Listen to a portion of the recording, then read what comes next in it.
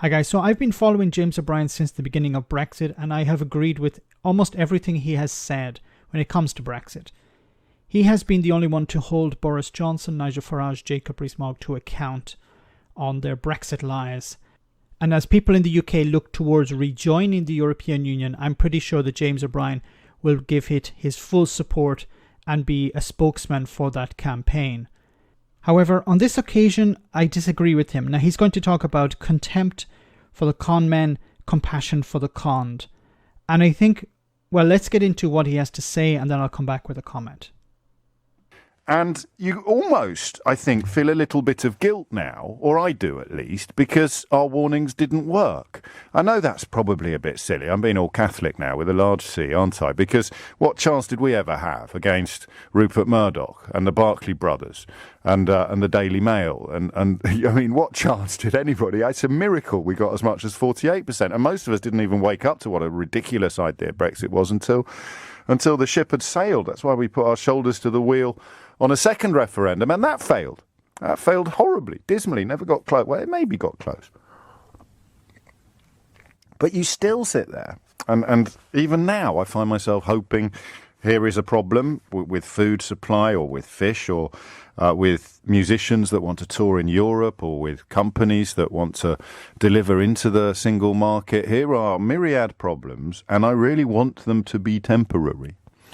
I want the experts and the people who understand things to undo the damage as quickly as possible that has been done by those who deride experts and who celebrate their failure to understand things.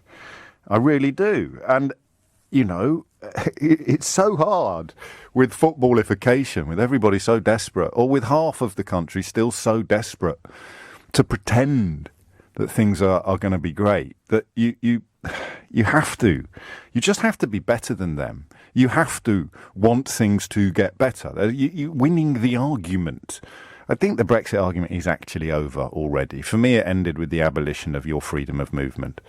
I felt that was the point at which, you know, everybody realises that for generations now we have diminished our own existence, our own freedom, our own ability to, you know, go and work as a bricklayer in Berlin or to study at the Sorbonne. People will still be able to do that, but it will be harder than it was before. And not as many people will be able to do it. So you have this curious contradiction almost. It's a dissonance of sorts. You see the stuff happening that you thought would happen because people that work in the sectors explained it to you, you know, whether it's an international courier or whether it's an international freight forwarding company or whether it's a greengrocer or whether it's the fish. I feel really sorry for the fishermen, actually. I know a lot of you don't. I've been looking at some of the messages that started coming into the studio while Nick was talking about this. But I don't, I'm sorry, and I don't think I ever will join you in saying it serves them right or they got what they voted for. They didn't. You know, they were lied to. And you know my hashtag. It popped up about 3 years ago or 2 years ago. Contempt for the conmen. Compassion for the conned. And the fishermen, as it stands, seem to be at the very front of the queue of people who have been conned. British fishermen, the Times reports today, have accused Boris Johnson of dishonesty and betrayal over his Brexit fishing deal. Okay, so I agree to a certain extent with showing compassion to people who have been conned. Now, let me give you a bit of an analogy. Now, if there are kids in the room, maybe remove them or cover their ears. Think about when you stopped believing in Santa Claus or Father Christmas. There are generally two ways that young children, stop believing in Santa Claus.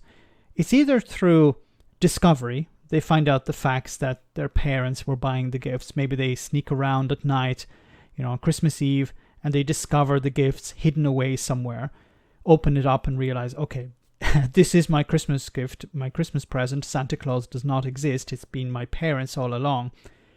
Or the other way that children find out that there is no Santa Claus is through ridicule.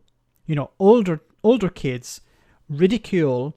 Now, whether this is a good thing or a bad thing, I'm not going to get into that discussion, but younger children are ridiculed by older ones for believing in Santa Claus. And in some cases, the children stop believing due to this ridicule. Now, how does this apply to Brexit? There are some Brexiteers who are going to find out that Brexit has been a disaster or is a disaster through reality. They're going to look at the situation, and we have seen some videos where people who voted for Brexit, were campaigning for Brexit, believed in Brexit, and now they're suffering the consequence. They're not able to export, or they're at least suffering some sort of consequences because they're trying to export. There's extra paperwork, their goods are not going to arrive on time, meaning that their customers are going to look for other suppliers. And those businesses that supported Brexit are going to crash into reality, and they're going to stop believing that Brexit was a good idea. Now, the other people need to be ridiculed. These are people who will continue to believe that Brexit is a success. Now, in the case of Father Christmas or Santa Claus, if young children continue to believe, there aren't any real consequences. Okay, it may be a bit silly, someone 17 or 18 years old believing in Santa Claus, but the consequences of that is quite limited. The problem with allowing people to hold on to this compassion that we have given to them, we have transmitted to them, is that they will believe that it's okay to continue down that road. And once Brexit disappears and its effects disappears from the newspapers, these people will go back to voting for Boris Johnson. They will go back to listening to the lies spewed from Nigel Farage and others like him. They will continue to believe the myth, and they will be open to believe new myths. You can't defeat these people's positions with facts, because if you could, then you would have. These people are immune to reality, so you have to ridicule them and ridicule their beliefs. Now, I'm not talking about treating people badly. I'm talking about ridiculing their beliefs, saying that whatever they're saying is absolutely ridiculous. And the numbers of people who believe those particular positions, who stand by those positions, needs to get smaller and smaller. So the individuals who hold those positions become more and more marginalized. I don't like the idea of being disrespectful to people. You can be disrespectful to their beliefs. Their beliefs are that Brexit was a success. Their belief is that Boris Johnson doesn't tell lies. You have to ridicule that.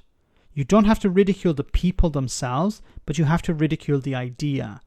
Once again, there's no point talking about facts and figures with these people because they don't understand that. They don't care about that. They may care if they feel that they're being ridiculed, and hopefully they will realize that maybe this position there's no merit in holding on to this position, and I should start believing something else.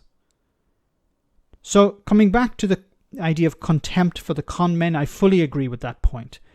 Compassion for the conned, I think people who continue to vote for the likes of Boris Johnson, people who continue to listen to Jacob Rees-Mogg or Nigel Farage, you can't get through to those people. The only tool left you have is ridicule. I fully understand that this is controversial and many people will disagree with me on this.